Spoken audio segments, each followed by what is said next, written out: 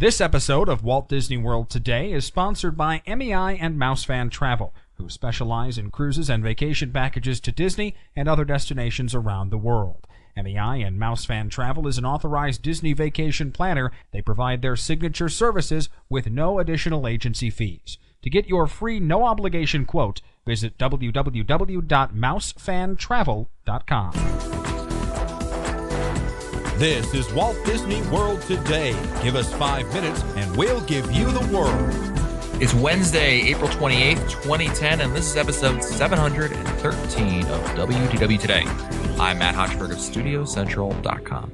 Joining me on today's show is Mike Scopa, a senior feature writer and blogger for allears.net. Welcome, Mike. He's having a sale today. Wow. American Adventure.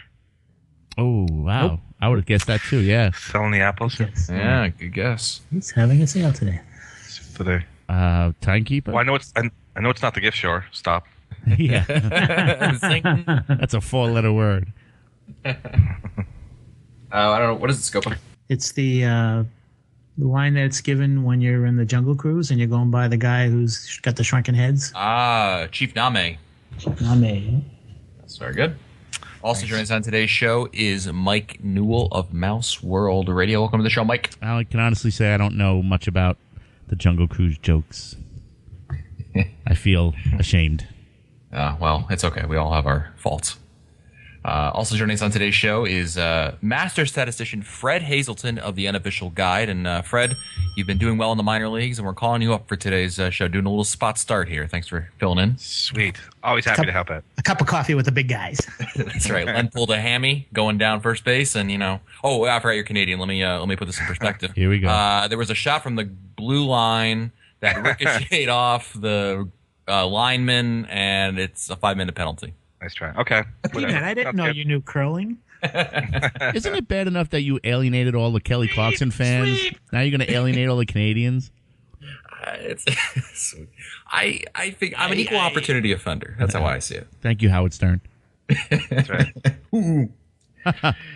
It's Wednesday. We're answering your listener questions. That's right. And we're going to start out with a question from Gretchen in Ocoee, who writes, I have a friend who's coming to Florida to visit Disney for the first time in July. We're planning to go to Epcot and Magic Kingdom for 1 day, and then head to Universal and SeaWorld for 1 day each also. The question I have is in regards to size and weight limits on rides and attractions. My friend is quite large, and I want to avoid any embarrassment when he visits the parks. I was wondering if you know what attractions he will not be able to ride due to his size.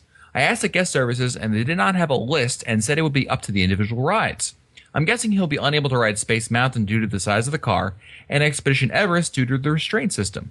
I really want to know upfront because I don't want to talk up rides like Soarin' and Splash Mountain if he'll be turned away from riding them. That's a great question, Gretchen. I think a lot of people may have to deal with this at one point or another. The newer attractions seem to have those little cars out front that you can kind of like test things out. They're also good for photo opportunities as well. But you can I know Expedition Everest has one. There's a vehicle you can that's if you're facing the attractions to the right hand side, kind of by like the single rider entrance, and you can go over there and be able to test it out without the the embarrassment of being that in line and having not to ride at that point, because I can understand that's something they don't want to do. Any recommendations, Scopa? I was just thinking, Matt. I think Summer of All Thrills does that too. They do, yep. Yeah. Oh man, I think Mission Space has it too, if I'm not mistaken. Rides like Soarin' that have seatbelts, I don't think are going to be as much of a problem, as opposed to rides like Everest, Tower seatbelt. Sorry, ones that have lap bars. Splash Mountain doesn't have a lap bar, but it's kind of a tight squeeze anyway because it's not very wide. Big Thunder. Yeah, good point. I know that one thing you could do is go to a site like Deb's allears.net and check out pictures of the actual ride vehicles. Great idea. And maybe you can kind of get a sense just by looking at it if you think it's going to be an issue or not for that particular ride before you recommend it, maybe. Yeah, rides like Star Tours, it's kind of hard because they're I think Splash Mountain would be fine, but Star Tours, even though there's seatbelts, the seats are kind of together. Rock and Roller Coaster, you're going to have a problem. Yeah. Yeah, Space Mountain. I think she mentioned also Space Mountain. I think that's a tight squeeze for anybody. For anybody, yeah, it's hard to get. Sometimes it's really hard to get into those vehicles, regardless of what size you are. So I think that's a good idea, Fred. Do some research ahead of time. All Ears Now has definitely got some great resources in that regard. And doesn't Deb's book, The Passporters Open Mouse, have special needs? There you go. Another good point. That might be in there too. I believe the website itself has a section called WDW at Large or something like that. Yes. I think she actually addresses some of those issues. There you go. Specifically. Good. Next email's from Chrissy from Long Island, who writes, I've been listening since the double digits and love the show. I keep getting email offers. Okay, I got 2 emails. Offering for free the quick service dining plan. My last email offer covers through mid-August. I'm wondering if you think this is a trend toward offering the quick service plan instead of the regular dining plan and taking some of the pressure off the restaurants since it's so hard to get into the restaurants during the free dining periods. And in case Disney's listening, the quick service plan doesn't appeal to me at all since I like to sit down once a day and eat. Even on a busy trip, I think it's an opportunity to get into the air conditioning and relax. I'm wondering if there were some complaints because people would go for free dining and they would not be able to get into the restaurants they wanted. And I don't know how long that we've been saying, don't even bother going for the free dining until you have an ADRs in place for those restaurants that you prefer. So I think that Disney always trying to say, the customer's always right, is giving an option, failing that, with a quick service free dining offer, you won't be shut out. Yeah, and the other side to that, I think Disney is definitely trying to cut back on the discounts that they've been offering. Like instead offering the quick service dining plan to the regular dining plan. And it was actually something I was reading. It's funny we read this article today because I was reading an article in the Orlando Sentinel where they were rating that, I'll read this verbatim. Analysts also said that Disney could have trouble returning to full prices without triggering an attendance drop. The company has said it is trying to wean consumers off of promotions gradually. Disney World, for instance, is currently reducing hotel rates by as much as 30%, which, while significant, is significantly smaller discount than last year's 7 days for the price of 4 offer. So Disney, that's the end of the quote, end quote. So Disney's definitely moving towards that. I forgot the person's name here. Chrissy. That you're not imagining things that's a trend that they're going towards. And I think, the old offers that we had seen maybe in the past. Except that Disney's going to rely on the economy to help them out on that. Right. I mean, they're still going to be offering discounts, but just the quick service might be the best you can get at this point. But of course, don't forget, I believe on May 2nd, the rumored date, which will be next week, they're rumored to have that free dining stuff promotion come out for later this fall. I don't believe it. Next email is from Helen in Smithfield, Virginia. Hi to the entire gang. Love the show. We realized on our last trip to the world that we need a new system for dining. Our family has shunned the dine plan in the past, but enjoy the nice restaurants at Disney. When my daughter ordered the $44 steak for dinner at California Grill, after similar orders at Le Cellier and Brown Derby, we finally said goodbye to years of chicken nuggets and plain cheese pizza. A server at Brown Derby recommended we try the Tables in Wonderland plan. Is this available without an annual pass? I think it might be worthwhile for a week's visit. By the time we factor in a bottle of wine, appetizer, 4 entrees, and a dessert to share, the cost is high. We aren't usually big eaters, but it seems on everyone's vacation, the family just wants to try something new. There's a big bill and lots of left on the table. Is the discount only available at certain restaurants? How about Disneyland? Thanks for the help and the great show. Gotta love the Tables in Wonderland. I think it's a great deal, especially when you're talking about getting wine. As soon as you're throwing alcohol in the mix, yeah, like all of us do. The Tables in Wonderland's your way to go because you can get discount on the alcohol. Yeah, before it was called the Disney Dining Experience, and the joke was that it was called the DDE was the initials of it, and you could also call it the Disney Drinking Experience card because it also gets 20% off alcohol as well. So it's a good point, Fred. It's only available to annual pass holders and Florida residents, if I'm not mistaken. So you can't get it. That's a good point.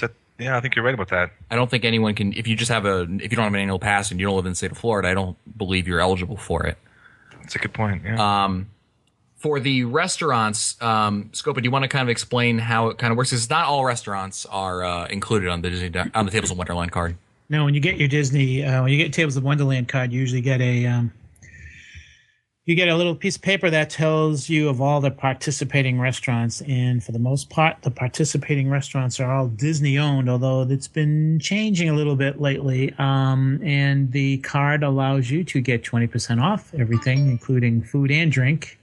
Unlike the annual pass discount that is offered at some restaurants during some days of the week, like for certain meals like lunch at World Showcase Monday through Friday, this is offered to the ones that are listed. It's about, I think it's $70, Matt. I don't know. I think it's $70, right? And it pays for itself. And if you use it wisely, it can pay for itself in a matter of days, if not just 2 days. I really like the Tables in Wonderland card for the flexibility. A lot of people mention, they use the Disney dining plan, but the problem with that is there's no flexibility. You have to make ADRs, well in advance, and assuming you're gonna make it work for you. What I like about Tables in Wonderland is, it's 6:30, and you say, I'm getting kind of hungry now. The advantage is if you can get somewhere a walk-up table, then you can instantly get it. You get in there and you get to use that 20% off, assuming it's a participating restaurant.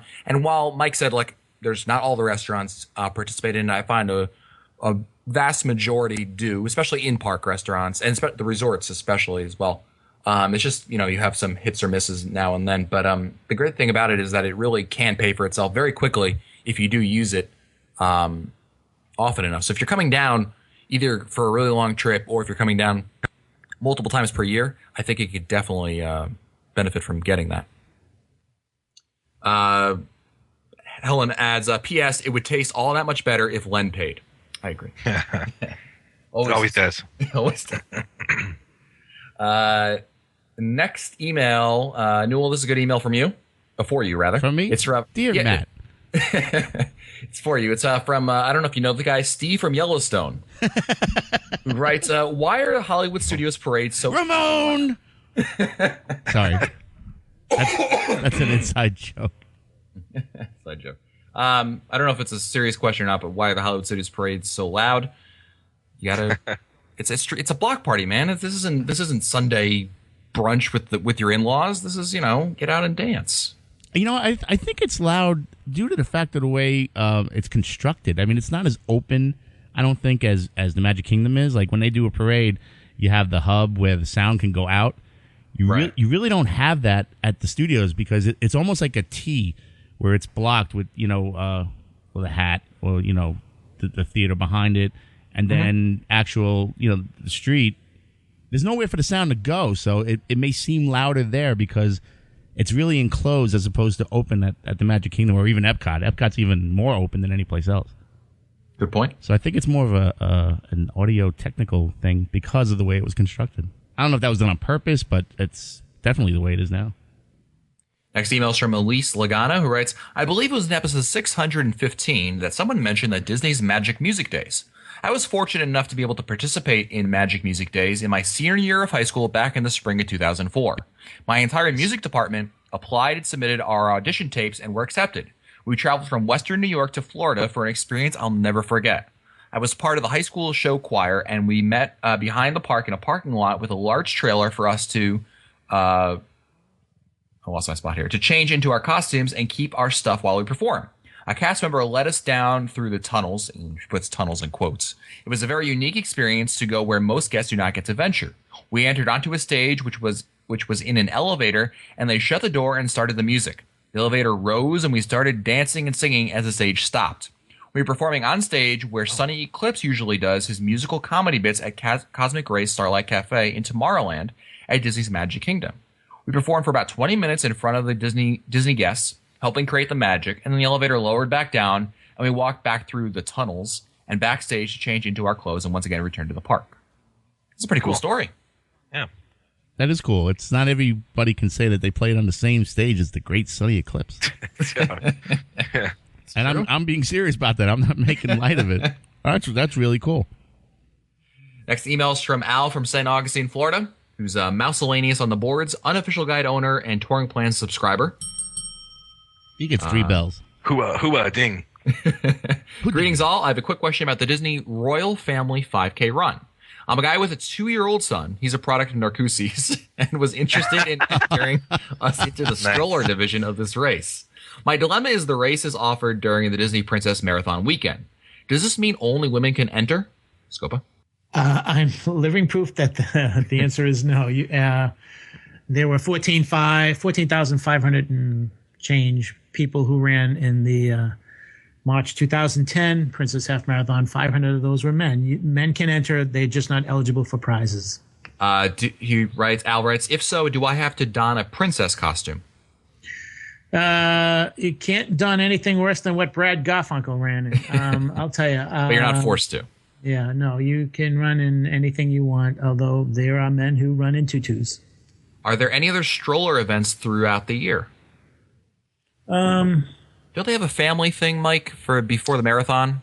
They have a family fun run. I'm not sure if strollers are in that, though. I don't remember. I don't know either. Yeah, I just know there's a family run, so don't know. You'd have to do some more research on that. But are any other races that you're aware of that are like family kind of races? I don't think the one in October has anything like that. No, I don't know. They can go to Disney. They can go to Disney.com or DisneyParks.com, and they can look up under the endurance series some running, and they might find some information there. But I'm not aware of anything involving strollers beyond what we were talking about. Okay. Next email is from Jeff from Lansing, Michigan. Great question here for Fred. I have the pleasure of getting married in the world in December, and the day before the wedding, December 2nd, my fiance and I will be testing our parents' skills by escorting my 3 nieces around the world. We already have an ADR booked with the family at Chef Mickey's, but we're trying to figure out the best parks to take the girls to. In our early plans, we definitely want them to do Turtle Talk with Crush, and know that in a day's time, we can certainly keep them busy at the Magic Kingdom. The only caveat to this is that the girls all love, and love is in capital letters, Star Wars, and Jedi Training Academy would be the experience for them. My 2-part question is this. For 3 girls ages 8, 7, and 5, based on crowds, what 2 parks would you recommend we take them to? And then the second part of that question, Fred, based on those recommendations, what are the attractions we simply do not want to miss? This is their second trip to the world, and I'm sure this is the first that they will actually really remember. That's interesting. Well, if they want to do obviously the Star Wars stuff, then that's at the studios. And it'd be a shame to miss Magic Kingdom, of course. So the problem is you're going to have to give up Turtle Talk with Crush, because that's at Epcot. That's a tough one. I don't know. In terms of crowds, early December, the crowds are low enough that you can pretty much go as you want and not have to worry too much about crowds, about avoiding certain days, other than avoiding the extra magic hours. Right.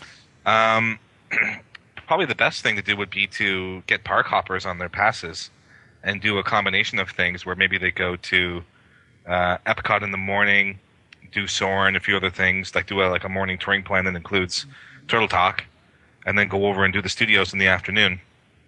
And then they could do the Star Wars things, ride Star Tours, try the Jedi Academy in the afternoon at the studios. Yeah, definitely. I'd recommend. I would also add to that, Fred, that if it works out that way, if they're going to the studios in the afternoon, make sure it's a day that there's no Phantasmic, in which case after 3 o'clock parade, it'll just die out in that park. Yeah, definitely. Yeah, and that stuff will be on the crowd calendar. Just go to our crowd calendar. That'll tell you which day is the best for the studios. Cool. Next email is from Michael, who writes, I'm 15 years old and live in Illinois, go Illini. My family and I went to the world back in March. My dad and I only realized this question a couple days ago. If a Disney Vacation Club resort has room openings, can Joe Citizen or any vacationer book a room at that hotel, Bay Lake Towers or the Treehouse Villas, for example? If that's the case, can a DVC member kick him out of that room? Do just DVC members have a time window in which they can only book, and after that window it's open to the public? No. The way that works is each Disney Vacation Club resort has a set amount of rooms that are cash only and a set amount of rooms that are for DVC points. And there's an allotment. So if you're at any resort, in Saratoga Springs, Old Key West, and the DVC amount of rooms book up for that day, there still may very well be cash rooms available, meaning like, I could go buy that room, but Newell couldn't use his points to go on that room. And there is a hard limit. It's not like I have a room, but Newell wants to use his DVC points and he can bump me. It doesn't work that way. So it's kind of like in two different aspects of the resort, so to speak. What do you think of that, Newell, by the way? Because I, as a non-DVC member, I always thought that it should be the opposite. If you as a DVC member should always, if they have, 50% are DVC rooms and they're booked up and they have cash rooms available, not like you're bumping somebody, they're just not booked, you should be able to get a room. I agree with that. I don't agree with bumping somebody, even if they're not a member. But no, yeah, if they're gonna let a cash room sit idle or vacant while I'm looking, for a last minute trip, yeah, I'd be mad if I knew if that was the case. Yeah. There must be a point where they open those rooms up, though, even if it's 7 days or 14 days or something like that. Yeah, but Newell, DVC members, you can book if there's availability, you could book a room, say, for tomorrow, tonight, right? Generally, but points? A lot of times, as the later you go, they usually say, it's sold out. I've been told. No, I'm saying in theory. I mean, if it was actually available. I would think so. I think that's how it works, but I'm not totally sure. Yeah, you don't book too many trips the day before. No. Well, not without Len paying. I'm not like Len, yeah.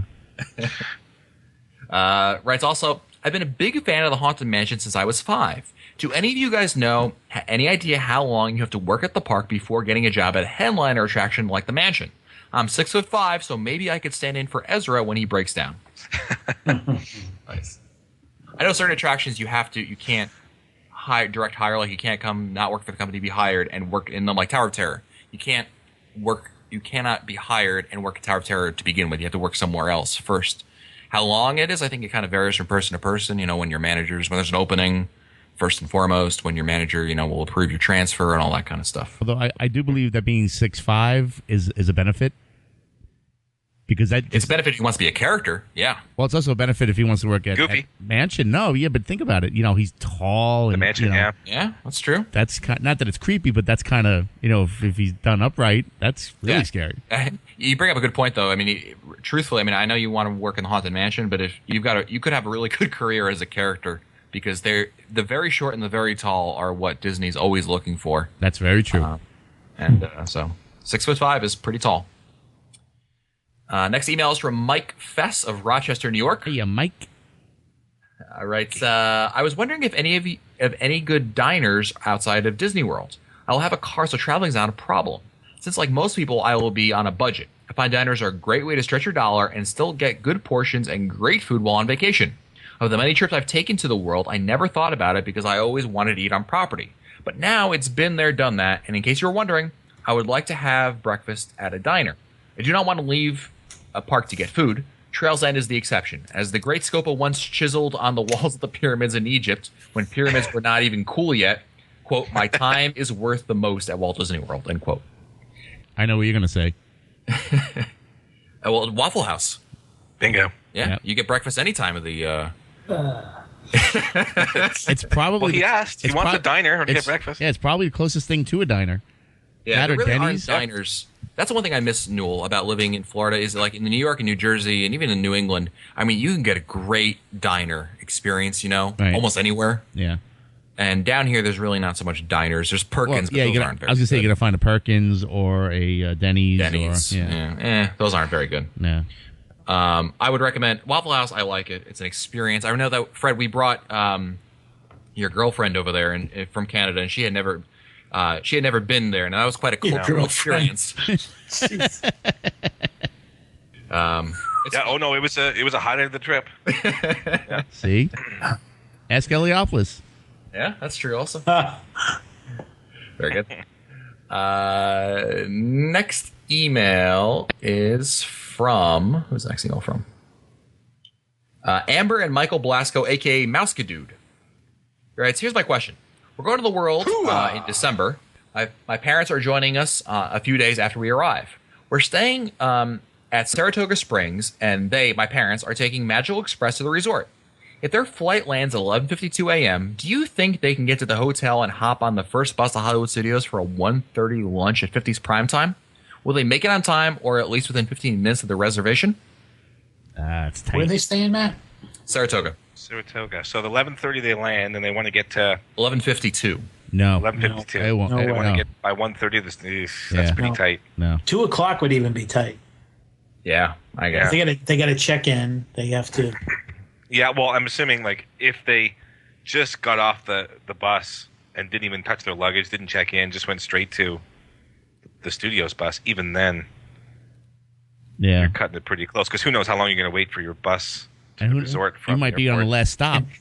Yeah, you don't even know if Yeah. it's direct to Saratoga or if it's going to go Right. to 3 or 4 other resorts, and they got to Yeah. unload the bags and everything. The chances are low. Let's say that. Yeah, I wouldn't Yeah, bet on it. I I would wouldn't try bet it. them not. I would assume they're not going to show up on time, and go from there. And if it does work out, I'd love to hear that. Yeah, as we like to say, good luck, bro. Next email is from Brett, who writes, for our next trip, I was thinking about a challenge for me and the family, and somehow didn't think Snack, Sip, and Sick, immortalized in episode 414, would be the right way to go. Just saying. However, thinking back to episodes 395 and 411 about 4 parks in one day, I was wondering if you all have ever considered trying to do all of the FastPass enabled attractions, probably not the shows, in all 4 parks in one day. Do you think it's possible? If so, how might you go about it? Fred? Yeah, Fred? that's a good one. We actually talked about this. That would be tough. But actually, what I want to do is I want to do all of the not to be missed attractions from the guidebook for each of the 4 parks. But I don't think it's possible because there are, like, for example, could you ever do Illuminations and Wishes and Fantasmic in the same night?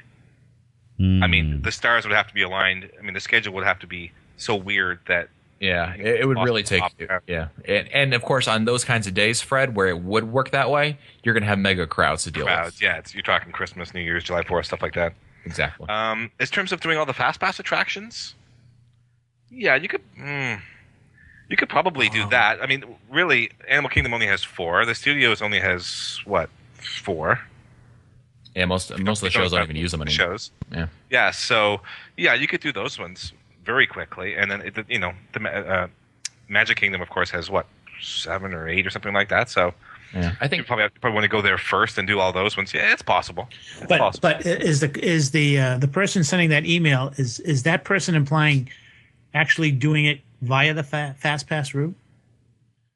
I think they mean just those attractions that have FastPass. yeah, they don't say specifically using FastPass. I know where you're going with that, Scopa. Yeah, In because which that would case- be even more of a challenge. right. Yeah. Well, I don't think you could do that because by the time you got, I mean, 'cause you'd have to start in the studios because Toy Story Toy Mania, Story Mania, has yeah. the quickest FastPass distribution. In the world. Nice. All right, well, it's time for our last email of the day. And that means I will give Mr. Newell 3 emails to choose from. 1 gets read today. The other 2 go back into the email queue to be answered later. Are you ready, Mike? Matt, I'm going to pass on this and have our guest pick. I'm going to have our guest pick tonight's answer. Question. Oh, you picked the wrong day to pass, my friend. Is that me? That would be you. Yeah. Going north of the border to answer Wow. these. All right. Well, you're becoming All right. more of a regular than you are a guest, Fred, so. Okay. All right, Fred, I'm going to give you 3 options to choose from. 1 gets read today. The other 2 go back to be answered later. Ready? Okay, let's do it. All right, your options are a question for Scopa and Newell. Done. Wait, what would Mike do?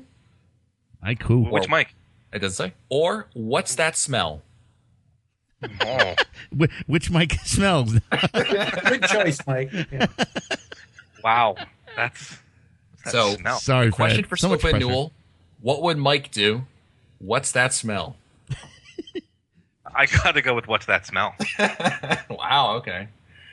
Last email of the day is from Joe from Lincoln, Nebraska, where I tell everyone, we visited the world this last February 2010. I'm a huge fan of barbecue, and in the studios I noticed the fantastic barbecue aroma of a smoker.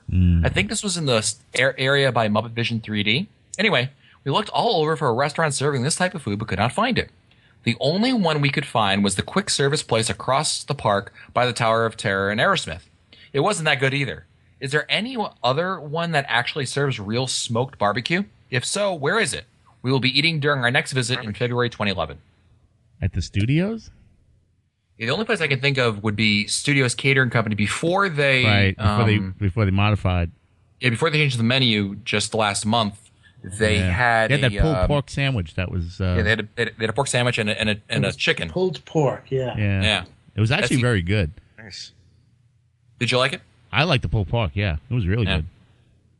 Yeah, so that's the only thing I can think of. That's the only thing in the area that even serves anything remotely like that. Right. So, and that's gone now. Sorry. Yeah. I'm assuming they're not talking about the wafting aromas of turkey legs. Yeah, and I was thinking that too, Fred. But the only Toluca Legs is over on Sunset also. So, Yeah. I'm thinking it's got to be that. It's the only thing I can think of. Or, man, the breeze was really kicking up that day. Maybe it was the burning tires over at the the Lights Mode Action. cars. Exactly. Lights More Action. Yeah. Could be. Well, that's it for us today. Don't forget that this episode of WDW Today has been sponsored by MEI and Mouse Fan Travel. And hey, you're looking to plan your next trip to Walt Disney World. Why not have the travel agents at MEI and Mouse Fan Travel plan your next trip for you? You know what? I use them all the time to plan my trips, so give them a try. They're going to be fee-free. That means you're not going to pay anything more, not even a penny more than what you would pay if you were going to do it on your own. Disney, they charge you nothing. Disney is the one who's paying the bill. Yeah, that's right. Make Disney pay for something for once. Yeah. Check them out online at www.mousefantravel.com. If you want to find our older episodes, read our show notes, or send us your comments, you can visit the WDW Today website at wdwtoday.com. For Len Testa, Mike Scopa, Mike Newell, and Master Statistician Fred Hazelton, I'm Matt Hotchkiss. We'll see you on the next show. Stupid Judy, stupid energy. This has been a production of Mouse World Radio.